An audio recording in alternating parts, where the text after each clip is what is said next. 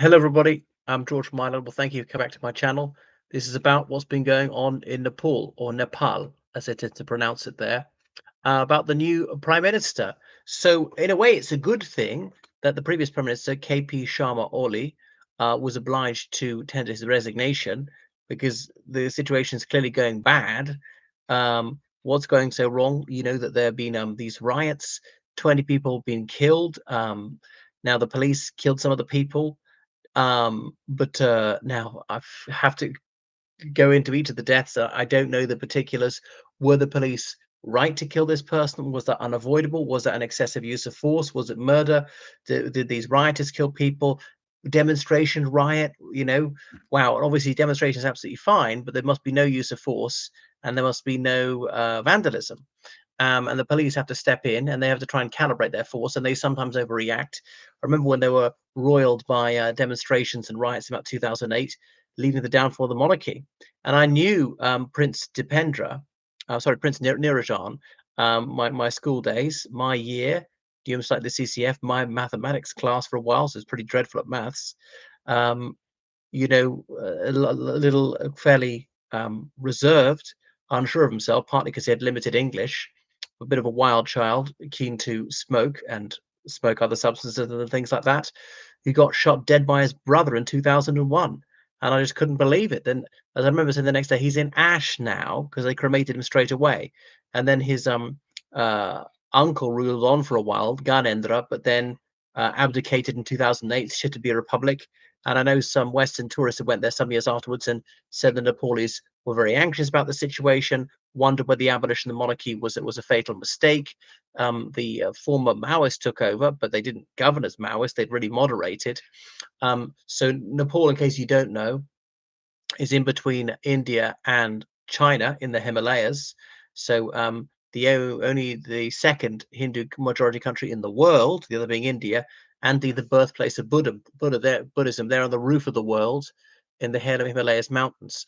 So the country's been roiled by mass demonstrations and indeed riots, burning of public buildings, such as the situations which rocked Sri Lanka in 2022 and Bangladesh in 2024. So there's a lot of this going on in South Asia. There have been similar situations in Pakistan about crowds bursting into military cantonments, seeing how the army officers live in luxury, not the ordinary soldiers.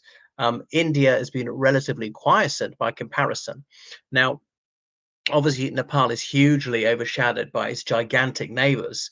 India, the largest population in the world, China, the second largest population in the world, China, a superpower, India, a regional superpower. Obviously, got much closer ties to India because the Himalayas are really in between Nepal and China. Only a few roads into China, a lot of roads into India, some railway lines, and Nepali is not that different to Hindi, and they often learn Hindi watching Hindi films from Bollywood, going to India to work. They're the only non-Indian nationality allowed to join the Indian Army, the Gurkha Regiment.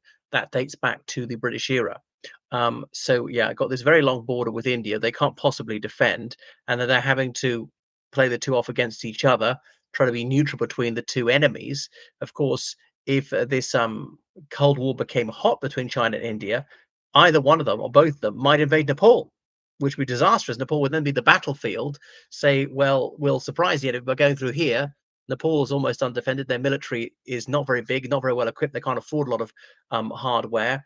And then we'll steal a march on the other side, or we'll prevent them coming through or something like that. So it's a real diplomatic balancing act, and well done to them to manage to stay out of it. Another option, of course, would be to go one way or the other and form a military alliance, invite troops in. And obviously, there's no question who wins the beauty contest. That's clearly India, far better for democracy and human rights. Though it's been degraded under Narendra Modi, there's no question the situation there is immeasurably better than in the People's Republic of China.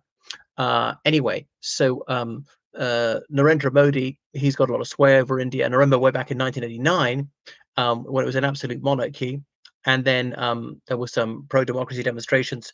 Rajiv Gandhi, then the Prime Minister of India, decided to help the democratic movement by causing a lot of hardship in the short term by closing the border.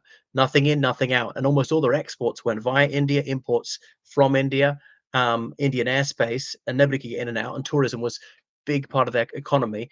And then there was severe hardship, such enormous protest, the government had to cave in.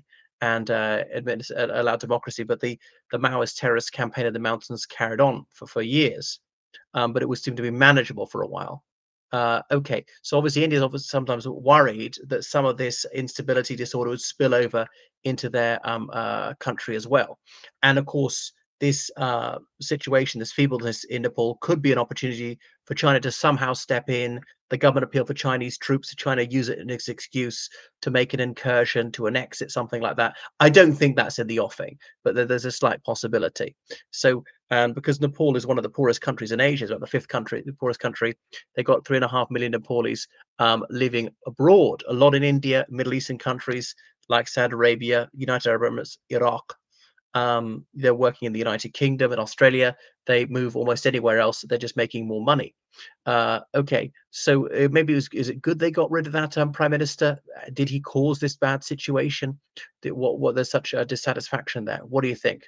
But anyway, they've just appointed the first woman as prime minister. Now, some people will say is that a great step forward? What do you reckon?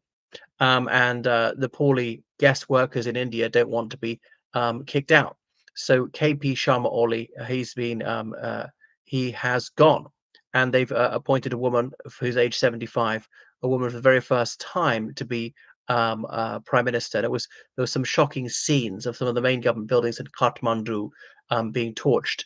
Kathmandu, a city I used to know fairly well, but that's many years ago. So what is it? Tourism is key to their economy, and people obviously scared off. So that's why they've really got to restore order, or people will not be going there to spend money. People often overreact to bad news abroad, to one death abroad. Causes more fear than 100 deaths in your own country. So this woman, Shoshila Karki, a Hindu woman, like over 80% of the population, she used to be a judge at the Supreme Court. I don't know if she's even a politician now, but she has been inaugurated as prime minister. Anyway, the death toll is rising now. Just because a new person's in charge, that doesn't mean that she can necessarily restore order or the problems are solved. You get rid of one man, it doesn't necessarily resolve the situation. So the president is Ram Chandra Pudel. Okay, and they think that this will assuage the fury of the mob. But yeah, there's a lot of hardship, a lot of unemployment, and there's poverty in the country at the best of times. Now, she's got links to the Koirala political dynasty, who supplied several prime ministers of the country, going back decades. Because even the days of absolute monarchy, there was a prime minister, but and it was always a he held that office completely by fiat of the king and could be dismissed. I mean, if you go back, was it the Rai family? Because the Queen of Nepal, who married that king Birendra. Birendra was monarch when I was there. She was in that sort of prime ministerial family, which had it until was it the 60s as a quasi hereditary thing. Because for over 100 years, her family was always prime minister, and his family was always king. And then they got married, I think, for the very first time that the two united like that. But there doesn't seem to be any talk of bringing back the monarchy right now. So she was Chief Justice, as in the highest judge in the land. She was impeached, but she survived that impeachment. The army's now out on the streets. So the government has banned social media platforms because they say that's allowing writers to organize, to disseminate disinformation and things like that. Um, and people were also furious when they discovered about the opulence in which the daughters and sons of the elite were living. So the top politicians and so on, they say, well, this cannot be got through their salaries or honest business. It's through graft, through kickbacks. This is shocking corruption, while most of us live in impecuniosity. Okay, so there's just people, the salaries are too low, a shortage of goods and so on. Often it's under curfew. People only allowed out for a few hours a day to buy comestibles and so on. I really don't know what's going to happen, but I mean, I wouldn't be booking a holiday there anytime soon. Goodness, well, what a very sad situation. Any solutions?